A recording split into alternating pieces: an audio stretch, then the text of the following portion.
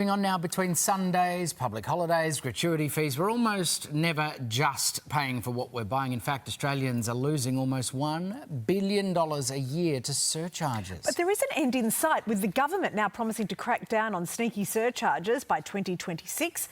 But how can we avoid them now? Well, to discuss, we're joined by consumer affairs expert Jo Ucukalo.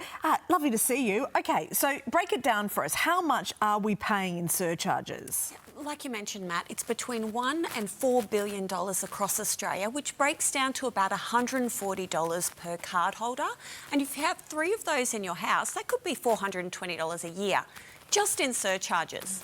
It's the...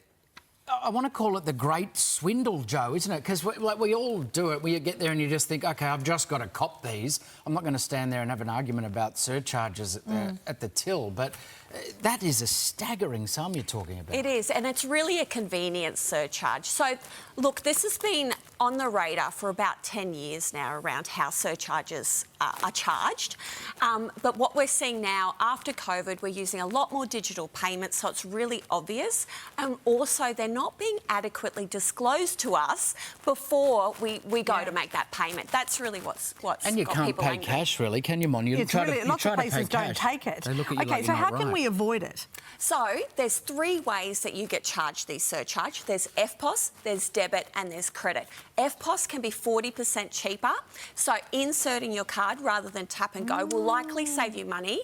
And if you use a digital wallet where your cards are stored and you use your phone to pay, you might be able to go in and check your card settings and default to EFTPOS, which you'll only have to spend a few minutes, and that could save you hundreds of dollars a year. Do it once. So check your digital wallet, check in each card and select the settings and have a look. So if you do switch across to EFTPOS, because I know what you mean, inside the wallet settings, can you then tap? Yes, absolutely. Then you it can still tap, works not have as to tap. insert. That's right. So just do it once. This is a good hack. And that could save you 40% on these surcharges with a few minutes. So you can do that this morning when you're paying for your coffee. Anything else that we can do at the counter? So, I mean, look, you know, making a better choice, also asking and challenging these surcharges is always a good way to do it. Here's my issue with the challenging, because I know because we're seeing gratuity fees, service fees, Sunday surcharges now in Australia, and there are rules around it, but the difficulty is, do you want to have conflict every time you're going out to, to a meal? That's right. And often the person you're dealing with doesn't necessarily know. They don't know all the different payments. It's very complicated. But where you see those gratuity and service charges, ask if they're optional. Like, that's the big tip there, is just say, is this optional? Generally, the Sunday surcharge is, and that's applied across the board. But if it's optional, select no.